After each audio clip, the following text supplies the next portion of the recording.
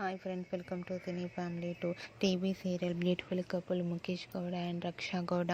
వీరిద్దరూ ప్రస్తుతం ప్రముఖ స్టార్ మా ఛానల్లో ప్రసారమవుతున్న గుప్పెడంత మనసు సీరియల్లో హీరోయిన్ రిషి వసుధర క్యారెక్టర్లో నటిస్తూ మంచి పేరును, గుర్తింపును, సక్సెస్ను అందుకుంటున్నారు.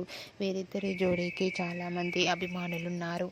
రిషి వసుధర అప్డేట్స్ బయటకు రాగానే మంచి కామెంట్స్ పెడుతుంటారు తన ఫ్యాన్స్ అందరూ.